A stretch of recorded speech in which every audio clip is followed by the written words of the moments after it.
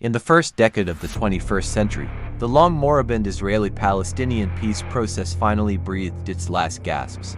Despite renewed attempts by President Bush's roadmap to peace and Israeli Prime Minister Ariel Sharon's unilateral disengagement from Gaza, appeasement and wishful thinking could no longer mask the grim realities on the ground. When Hamas won parliamentary elections in 2006, the world recoiled at this stark rejection of the two-state solution. Yet the signs had been there all along: Yasser Arafat's relentless promotion of violence, the Palestinian Authority's refusal to crack down on terror groups, and the torrent of anti-Semitic rhetoric demonizing Israel's very existence. Moderate voices like Mahmoud Abbas proved utterly powerless against the rising jihadi tide. In a final shattering blow, Abbas shockingly rebuffed an incredibly generous 2008 peace offering from Israeli PM Olmert. It granted Palestinians rights to nearly all of the West Bank, Gaza, East Jerusalem, and even land swaps, everything they had ostensibly been fighting for.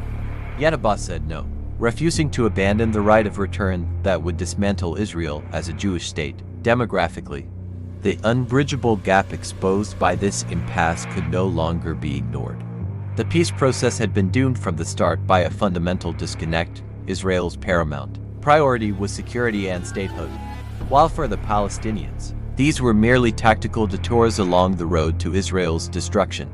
Secular Palestinian nationalism had been eclipsed by the zero-sum jihadist aims of Hamas and Islamic Jihad. For them, any recognition of the Jewish state's permanence was inadmissible blasphemy.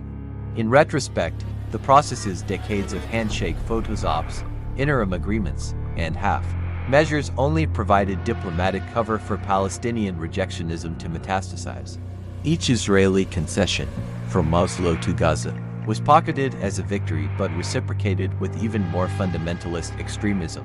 The false utopianism blinded policymakers to harsh ground truths about the Palestinian national movement's increasing ideological radicalization. Though unilateral Israeli withdrawals eliminated the occupation pretext, the campaign to delegitimize the Jewish state's very existence only intensified. The death of the peace process was an agonizing lesson that negotiating with jihadists was futile without first defeating their exterminationist creeds. A new realism would need to emerge that confronted, rather than appeased, the hatreds fueling the century-old conflict.